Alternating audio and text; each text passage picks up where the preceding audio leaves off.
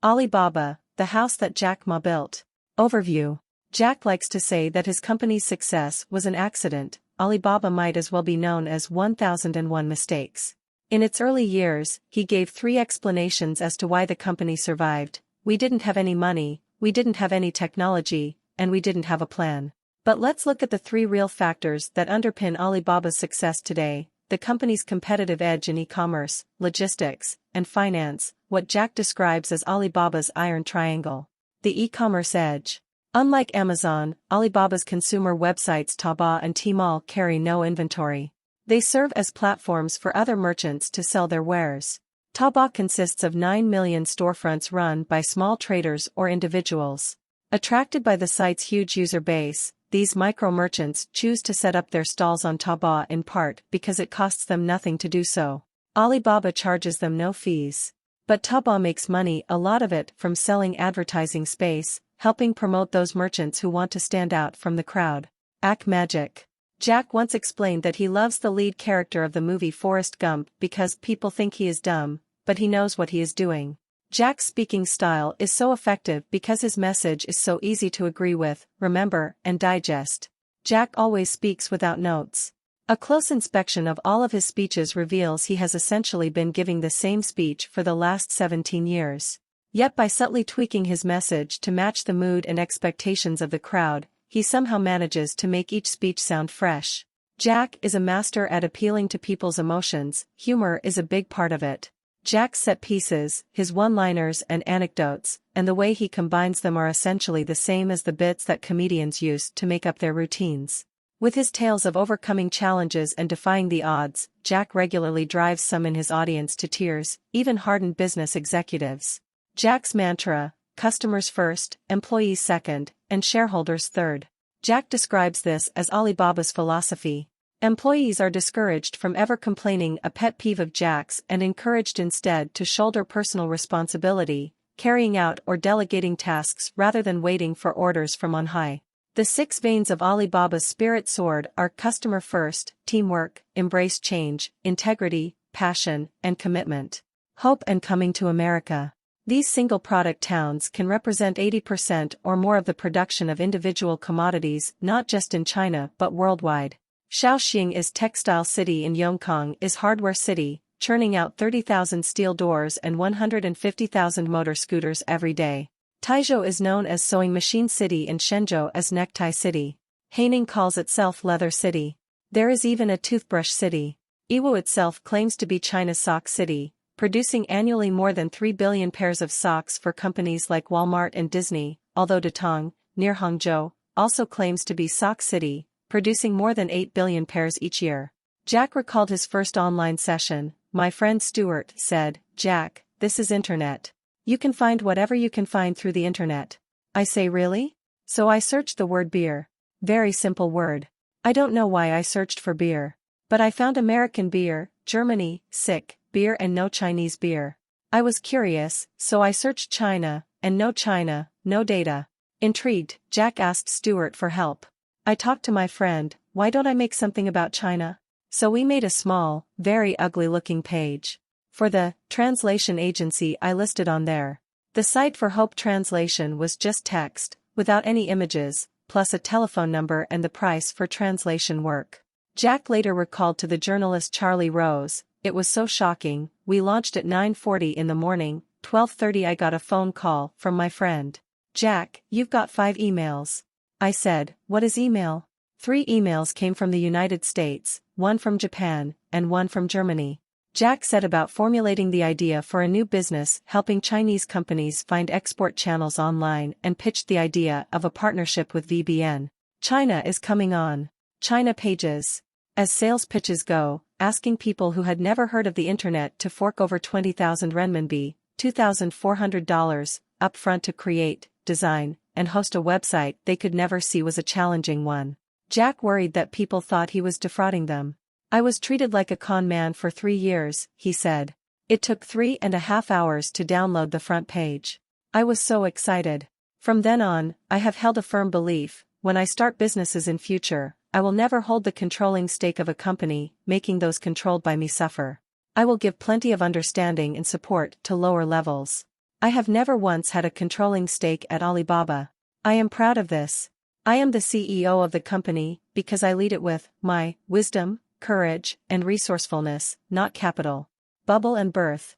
After his struggles with Hope Translation and China Pages and an uncomfortable period working for the government in Beijing, Jack went on to found Alibaba at the beginning of 1999. Jack decided to call his new venture Alibaba, a curious name for a Chinese company.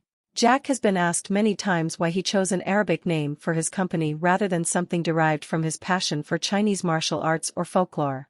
Jack was attracted, he said, by the open sesame imagery, since he hoped to achieve an opening for the small and medium-sized enterprises he was targeting. He was also looking for a name that traveled well, and Alibaba is a name that is easy to pronounce in many languages. He liked the name since it came at the beginning of the alphabet. Whatever you talk about, Alibaba is always on top. Jack says the idea came to him for the website on a trip to San Francisco. I was having lunch, and a waitress came. I asked her, "Do you know about Alibaba?" She said, "Yes. What is Alibaba?" And she said, "Open sesame." So I went down to the street and asked about 10 to 20 people.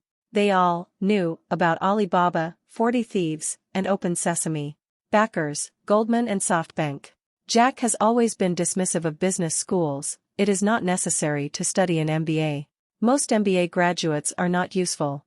Unless they come back from their MBA studies and forget what they've learned at school, then they will be useful. Because schools teach knowledge, while starting businesses requires wisdom. Wisdom is acquired through experience. Knowledge can be acquired through hard work. Masters of negotiation always listen, don't talk. Those who talk a lot only have second-rate negotiation skills. A true master listens, and as soon as he moves his sword, you pretty much collapse. Burst and back to China. If you can't tolerate your opponents, you will be definitely beaten by your opponent. If you treat your opponents as enemies, you have already lost at the beginning of the game.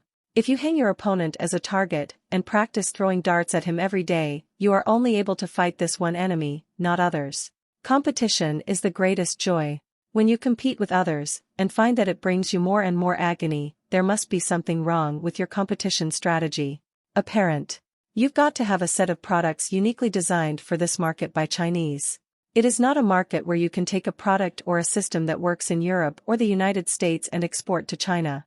We made one big mistake. We should have left each net on their own platform in China.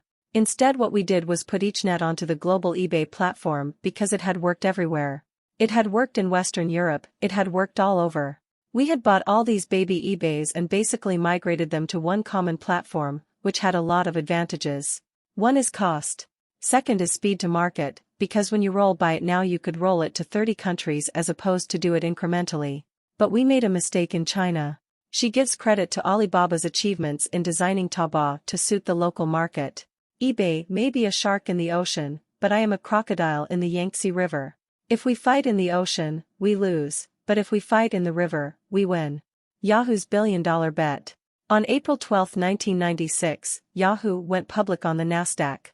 Only a year after incorporating the company, Jerry Yang and David Filo were each worth more than $165 million on paper. Within 3 years they were billionaires. Google announced its withdrawal from China. eBay, Yahoo, and Google had all recognized that China's internet market would become massive. But as the market grew, so did regulatory barriers and the competitive challenge from entrepreneurial and well-financed companies like Alibaba, Baidu, and Tencent. Growing pains. Tencent, with more than 740 million QQ instant messaging users.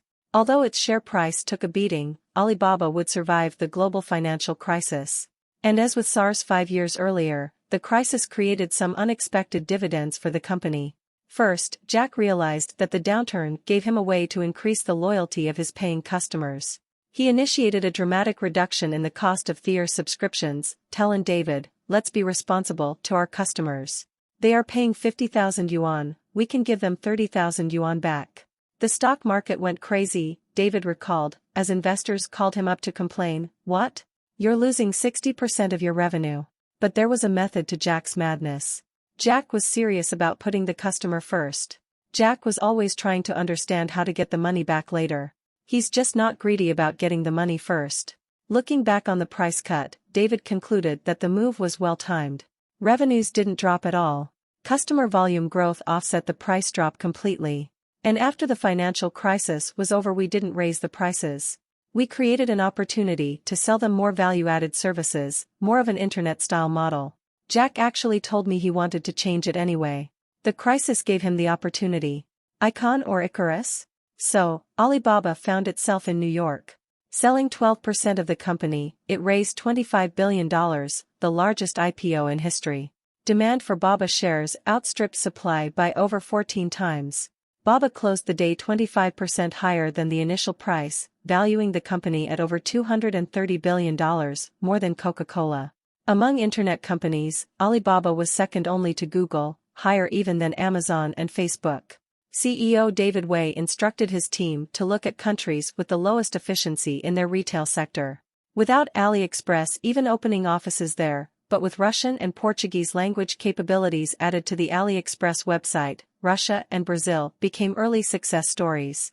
Demand from Alibaba's customers in Brazil at one point exceeded over 300,000 packages a day, before a slowing economy and the weakening real hit the company's business there. Demand in Russia, especially for clothing and consumer electronics, was so strong that AliExpress reportedly even broke the Russian postal service, leading to the dismissal of its boss. Today Russia accounts for a fifth of AliExpress's sales.